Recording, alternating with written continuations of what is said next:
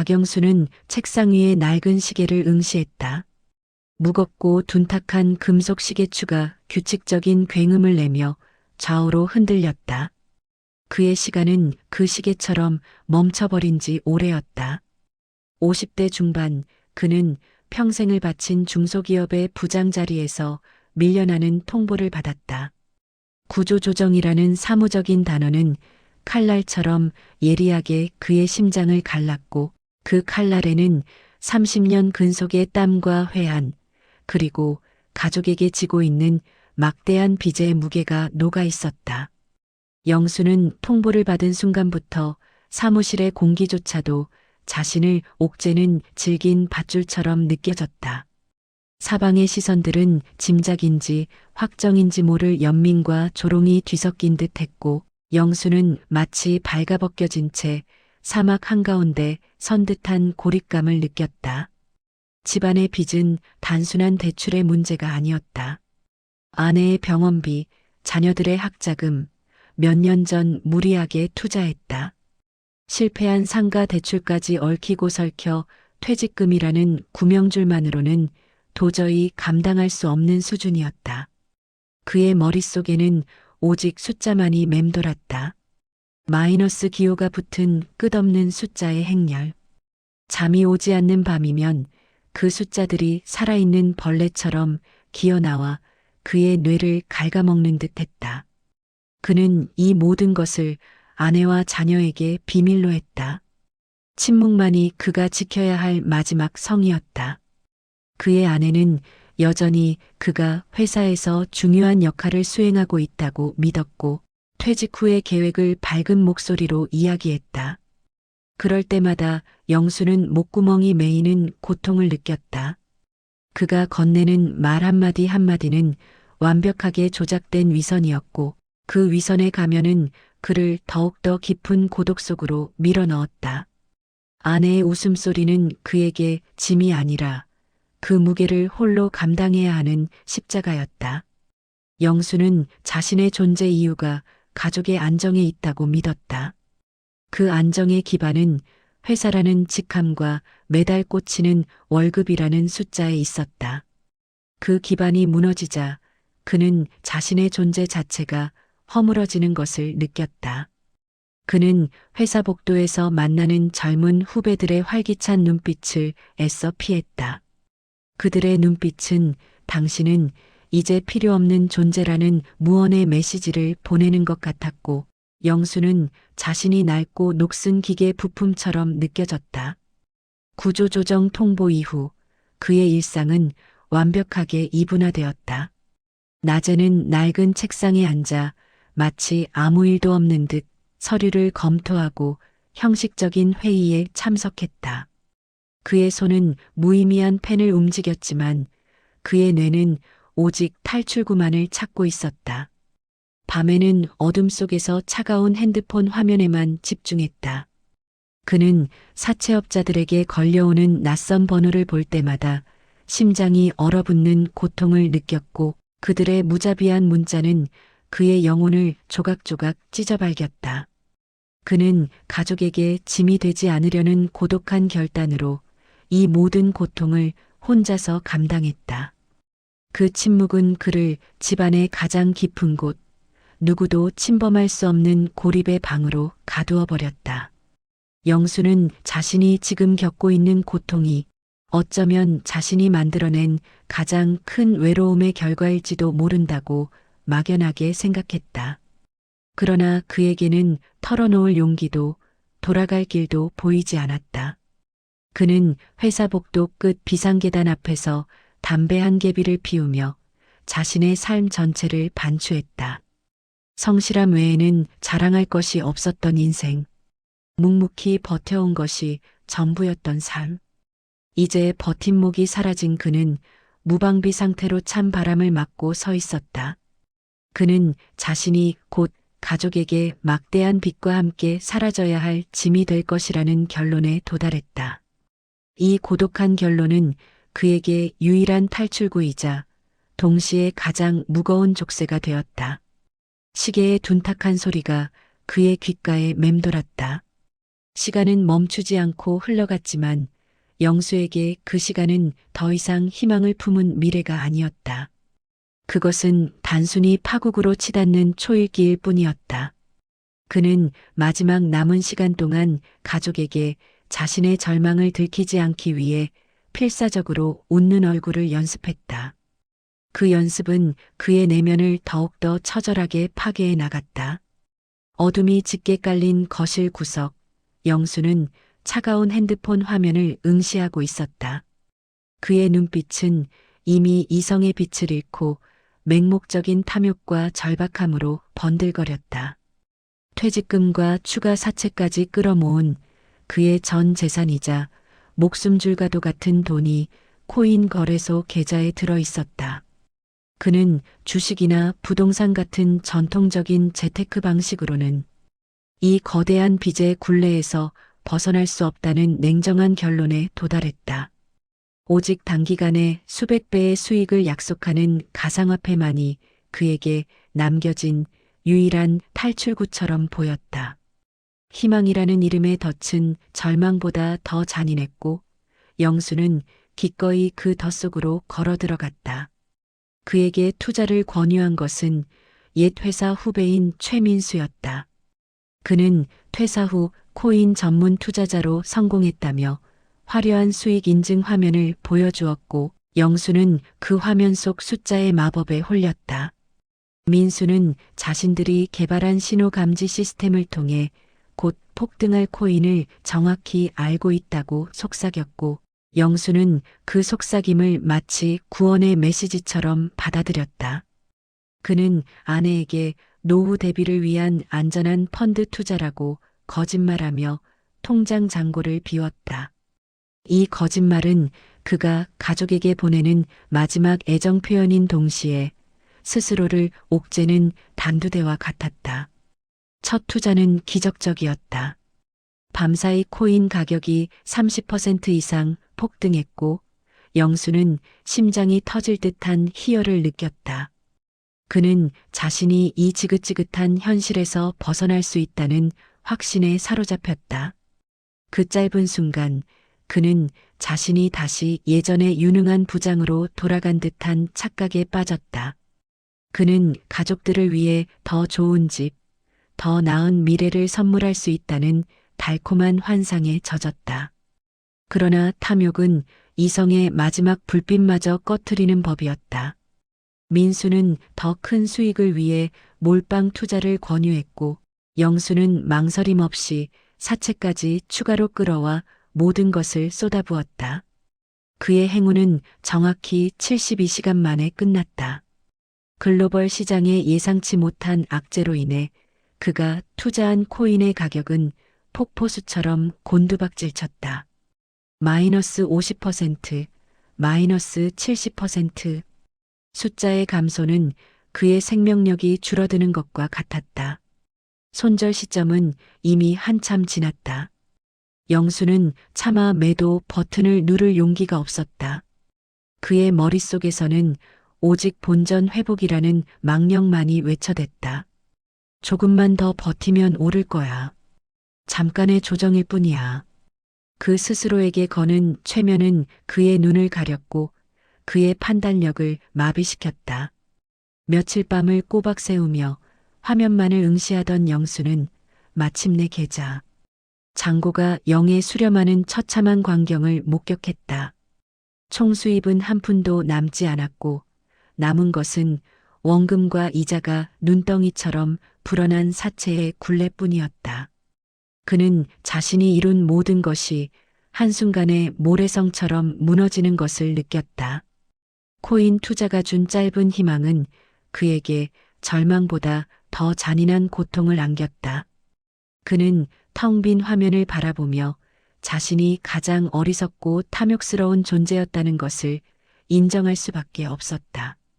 그의 손에는 땀이 흥건했고 눈앞의 세상은 차갑고 잔혹하게 느껴졌다. 희망이라는 이름의 덫에 걸린 그는 이제 그 덫의 잔해 속에서 홀로 고통받는 짐승과 같았다. 그는 자신이 곧 가족에게 돌이킬 수 없는 파멸을 안겨줄 것이라는 사실에 몸서리쳤다. 코인 계좌의 잔고 0이라는 숫자는 더 이상 충격조차 주지 못했다. 그것은 텅 빈 무의 공간이었고 박영수의 존재론적 공허함을 상징하는 것처럼 느껴졌다. 그는 모든 것을 잃었다. 직장, 돈, 신뢰 그리고 가족을 지켜낼 수 있다는 마지막 자존감까지. 사채업자들의 독촉 전화는 이제 더 이상 심장을 옥죄는 소리가 아니었다. 그것은 그를 벼랑 끝으로 안내하는 둔탁한 종소리처럼 들렸다. 그는 모든 연락을 차단했다. 핸드폰은 거실 구석에 던져진 채 며칠 동안 진동하지 않았다. 그날 저녁 영수는 자신을 끌고 밖으로 나섰다. 어둠이 모든 것을 감싸고 있었고 쌀쌀한 가을 공기가 그의 폐부를 파고들었다. 그는 텅 빈 거리 위를 목적 없이 걸었다. 그의 걸음은 자신이 살아온 지난 50여 년의 삶과는 전혀 다른 무의미하고 표류하는 움직임이었다.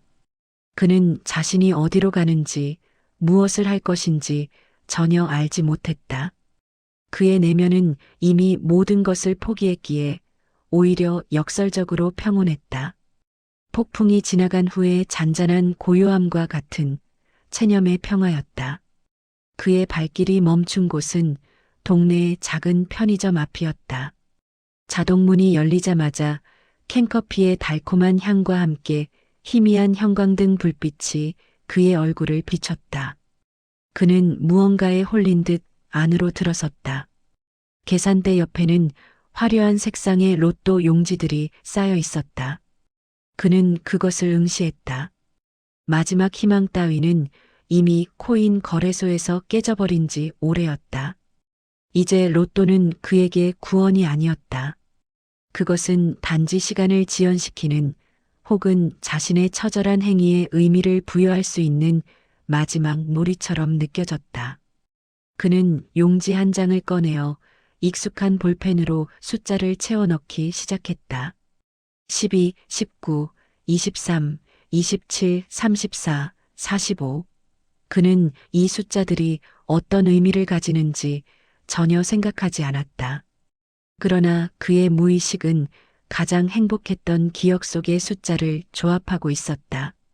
12월 결혼 기념일, 19일 딸의 생일, 23일 아들의 생일, 27 자신이 가장 좋아했던 야구선수의 등번호, 그리고 나머지 두 숫자는 아내와의 연애 시절, 처음 함께 갔던 여행지의 방 번호와 날짜였다.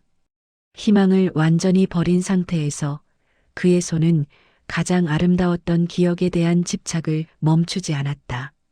그것은 생존의 본능이 아니라 상실될 자신의 삶 속에서 마지막 남은 사랑의 잔해를 붙잡으려는 처절한 몸부림이었다. 영수는 계산원에게 5,000원을 건네고 복권 한 장을 받았다. 복권의 종이는 얇고 차가웠다. 그는 그것을 주머니 깊숙한 곳에 구겨 넣었다. 그는 커피를 마시지 않고 편의점을 나섰다. 어둠 속에서 그는 자신이 방금 한 행위의 역설적인 의미를 깨닫지 못했다. 마지막이라는 단어가 주는 묘한 해방감만이 그의 어깨를 감싸고 있었다. 그는 집으로 돌아가는 길목에서 자신이 이 세상에 남길 짐을 어떻게 정리해야 할지에 대해서만 골똘히 생각했다. 로또 복권은 그의 운명을 바꿀 열쇠가 아니라 그의 마지막 고독을 증명하는 차가운 종이 조각일 뿐이었다. 그는 자신이 선택한 숫자들이 가족과의 행복한 기억을 상징한다는 사실을 끝내 인지하지 못했다. 집안은 늦은 밤의 평화로운 정적에 잠겨 있었다. 박영수는 조심스럽게 안방 문을 열었다. 아내는 깊은 잠에 빠져 있었고 희미한 달빛이 그녀의 얼굴 위로 부드럽게 내려앉았다. 평온한 아내의 모습은 영수의 심장을 칼로 찌르는 듯한 고통을 안겼다. 그는 자신이 곧 이 평화를 깨뜨릴 파괴자라는 사실을 받아들일 수 없었다. 침묵 속에서 그는 아내의 곁에 쪼그려 앉아 그녀의 얼굴을 한참 동안 바라보았다. 30년 동안 함께한 삶의 모든 흔적, 기쁨과 슬픔, 그리고 자신이 안겨준 고통까지도 그 한 얼굴에 모두 담겨 있는 듯 했다. 영수는 주방으로 가 조용히 칼과 도마를 꺼냈다. 그리고는 자신이 할 수 있는 마지막 정성으로 가족의 다음날 아침 식사를 준비했다. 딸이 좋아하는 샌드위치에 들어갈 채소를 썰고 아들이 즐겨 마시는 과일 주스를 짜냈다. 그의 손놀림은 무척이나 익숙하고 능숙했지만 그 안에는 묵직한 슬픔과 체념이 담겨 있었다. 이것이 자신이 가족에게 해줄 수 있는 마지막 봉사라는 생각에 그의 눈가에는 뜨거운 액체가 고였다. 그는 식탁 위에 샌드위치와 주스를 정갈하게 올려놓고 작은 메모지를 곁에 두었다. 메모지에는 늦잠 자지 말고 아침 꼭 먹어라는 일상적이고 무덤덤한 문구만이 적혀 있었다.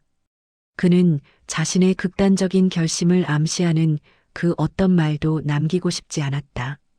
침묵이야말로 그가 가족에게 지켜주고 싶었던 마지막 존엄이었다. 새벽 2시.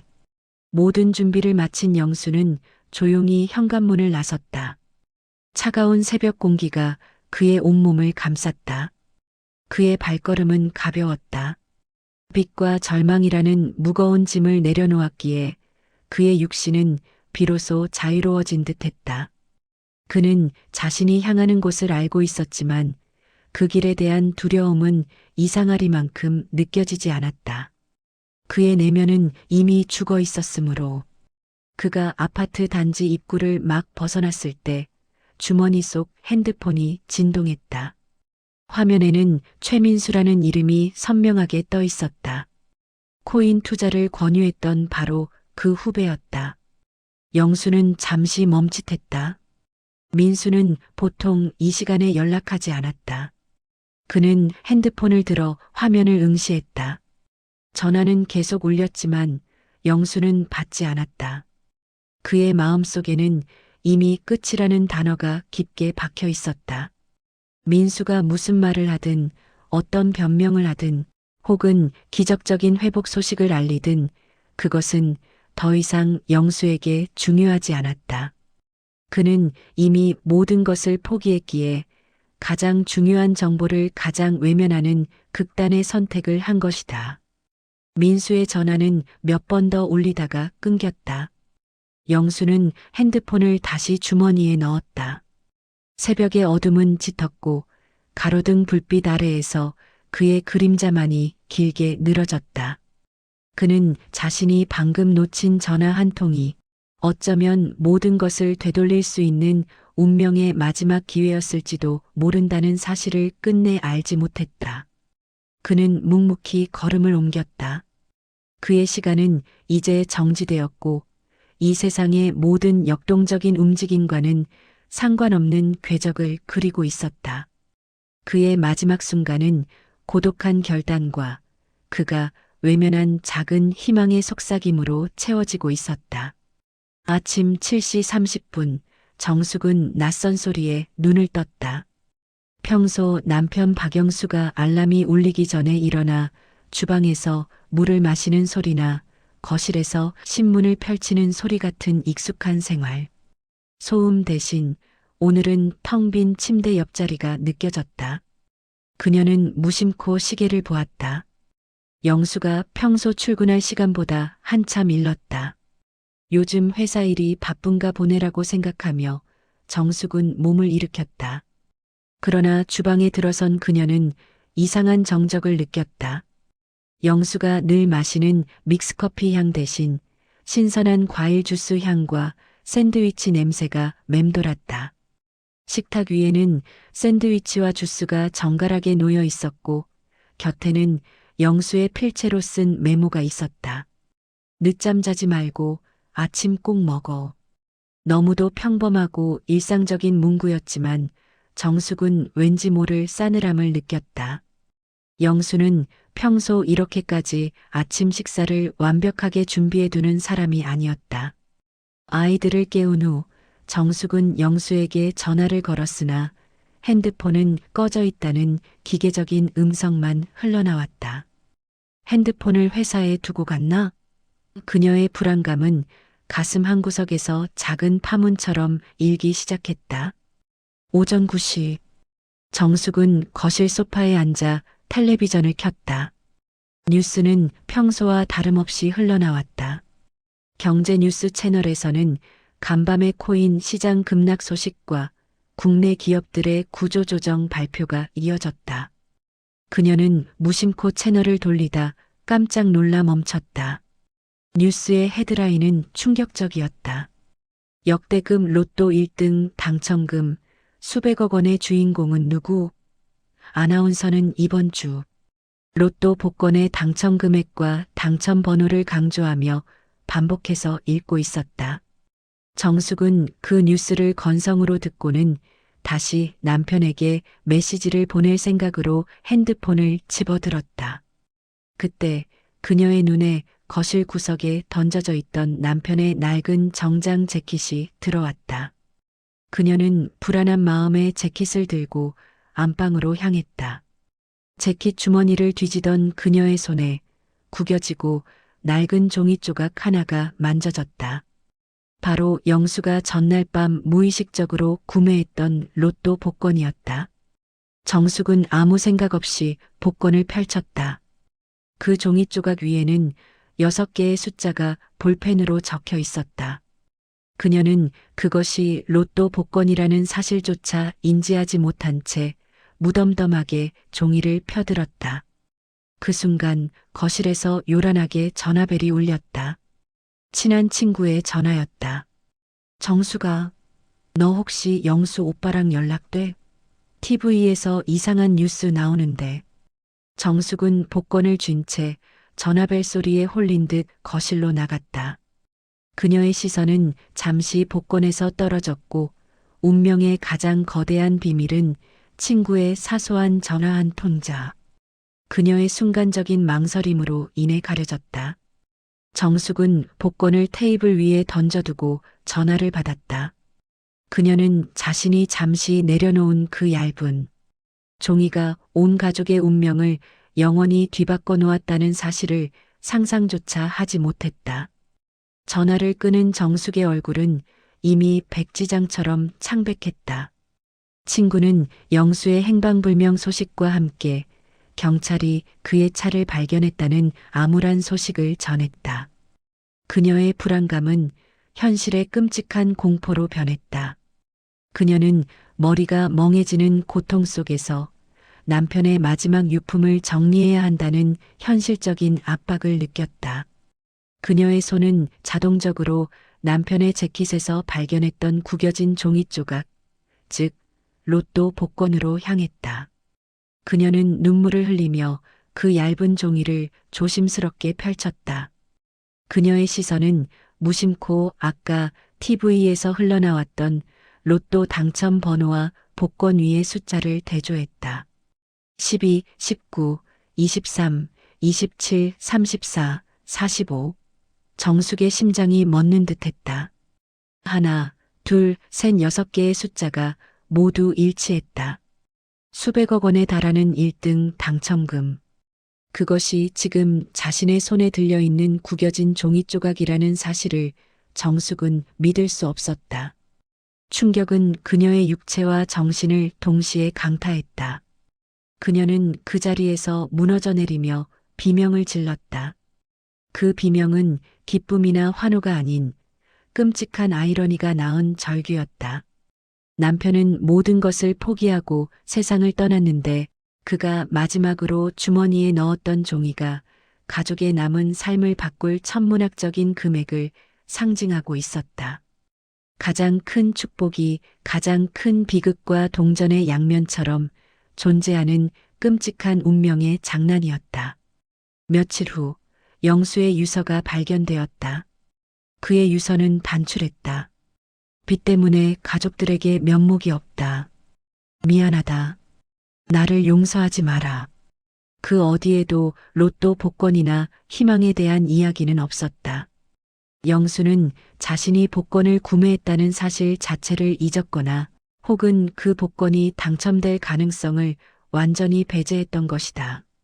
이 사실은 가족들을 더욱더 깊은 후회의 늪으로 밀어넣었다.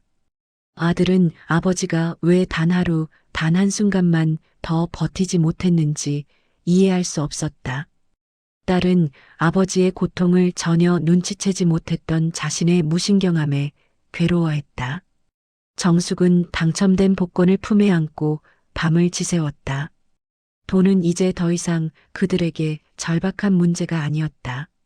그러나 그 돈은 영수의 부재를 더욱더 선명하게 만들었다. 그녀는 복권 당첨금이 자신들에게 내려진 축복이 아니라 영수의 비극을 영원히 각인시키는 저주처럼 느껴졌다. 그녀의 눈물은 돈의 액수 때문이 아니라 남편의 마지막 고독한 결단과 그 결단 직후에 찾아온 운명의 배신감 때문이었다. 영수는 가장 외롭고 가장 절망적인 순간 가족의 고통을 덜어줄 수 있는 열쇠를 쥐고 있었다는 사실을 모른 채 세상을 떠났다. 이 끔찍한 아이러니가 그의 가족들을 영원히 괴롭힐 운명이었다. 로또 당첨금 수령 절차는 비현실적인 침묵 속에서 진행되었다. 정숙은 변호사를 통해 영수의 부채 상황과 재정 파탄의 전말을 알게 되었다. 상상했던 것보다 훨씬 더 막대한 사채의 굴레, 그리고 퇴직금 전체를 날려버린 코인 투자의 처참한 기록. 영수가 지난 몇 달간 얼마나 깊은 절망 속에서 홀로 싸웠는지 그의 고독한 심리전의 전말이 서류와 숫자로 적나라하게 드러났다. 정숙은 그제야 남편의 마지막 웃음과 평온한 모습이 얼마나 필사적인 위장이었는지를 깨닫고 숨이 막히는 고통을 느꼈다. 가족들은 당첨금을 이용해 모든 빚을 청산했다. 끔찍했던 사채업자들의 그림자도 사라졌고 재정적인 안정은 순식간에 찾아왔다. 그러나 그들의 영혼은 여전히 공허했다. 돈은 영수의 부재를 채워줄 수 없었다. 정숙은 남편의 사무실 책상에서 발견된 낡은 다이어리를 조심스럽게 펼쳤다. 다이어리에는 빽빽한 글씨로 그의 심리적 고통이 기록되어 있었다. 가족들의 눈을 볼 때마다 죄인 같았다. 내가 사라져야 이 빚도 함께 사라질 짐이 될 것이다. 영수는 가족에게 짐이 되는 것을 극도로 두려워했던 것이다. 며칠 후 영수에게 코인 투자를 권했던 후배 최민수가 정숙을 찾아왔다. 민수는 죄책감에 시달리는 듯한 얼굴로 고개를 숙였다.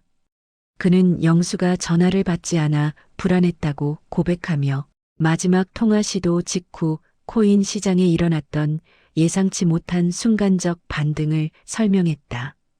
형수님, 제가 마지막으로 형님께 전화했을 때 그 코인이 갑자기 호재가 터져서 30% 가까이 순식간에 올랐었어요.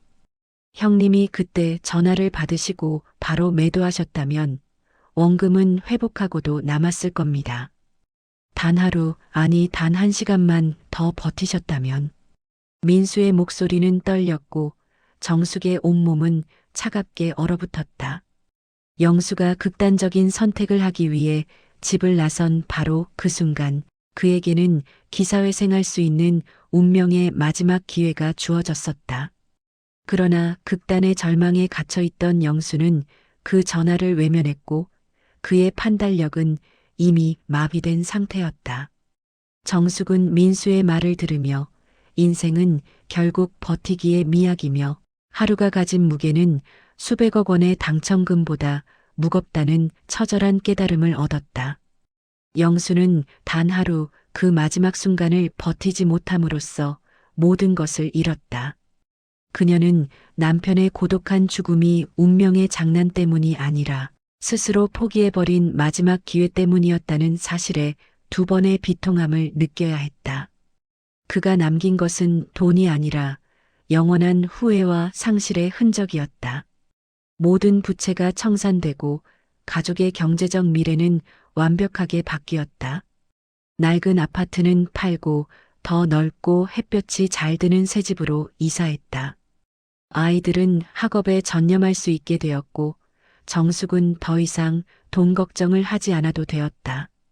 그러나 집안의 공기는 여전히 무겁고 차가웠다. 영수의 부재는 물리적 공간의 변화로 채워질 수 없었다. 당첨금은 그들에게 자유를 주었지만 동시에 영수의 죽음과 영원히 결부된 죄책감과 아이러니라는 족쇄를 채웠다. 어느 날 저녁 정숙은 텅 빈 영수의 서재에 앉아 그가 남긴 로또 복권의 복사본을 다시 꺼내 들었다. 그녀는 복권에 적힌 6개의 숫자를 물끄러미 응시했다. 12, 19, 23, 27, 34, 45. 그녀는 이 숫자들이 무엇을 의미하는지 문득 궁금해졌다. 그녀는 곰곰이 생각했다. 12월, 19일, 23일, 그리고 문득 깨달았다. 12월은 결혼 기념일이 있는 달, 19일은 딸의 생일, 23일은 아들의 생일이었다. 나머지 숫자들 역시 그들의 인생에서 가장 행복했던 순간들과 연관된 숫자였다. 영수는 희망이 없을 때 무의식적으로 가장 행복했던 기억을 숫자로 조합했던 것이다. 그는 마지막 순간까지도 가족을 향한 사랑과 그 행복했던 순간에 대한 집착을 놓지 못했다. 정숙은 이 깨달음에 무너져 내리며 오열했다. 남편의 유서에는 빚 때문에 미안하다는 말밖에 없었지만 이 로또 번호는 영수가 마지막까지 가족을 얼마나 사랑했는지 보여주는 비극적인 증거였다. 그는 절망 속에서도 가족의 행복을 숫자로 새기고 세상을 떠났다. 시간이 흘러도 가족들은 영수의 그림자에서 벗어날 수 없었다. 돈은 빚을 갚아주었지만 잃어버린 시간과 기회, 그리고 영수의 생명을 돌려주지 못했다. 정숙은 남편의 죽음이 돈으로 해결할 수 없는 영원한 상실이라는 것을 받아들여야 했다. 그녀는 이제 매년 로또 복권 당첨 기념일마다 묘지에 찾아가 복권의 번호를 새긴 작은 돌을 놓는다. 그것은 부와 풍요의 상징이 아니라 하루만 더 버티지 못한 고독한 가장의 비극적인 최후를 기리는 처절한 헌사였다. 영수의 이야기는 끝났지만 그의 부재가 남긴 후회의 잔상은 가족들의 삶에 영원히 남아 돈이 가져다 줄 수 없는 진정한 가치가 무엇이었는지 끊임없이 질문하게 만들었다. 진정한 상실은 물질이 아닌 시간과 기회의 부재에서 온다는 냉혹한 진실만이 그들의 삶을 지배했다.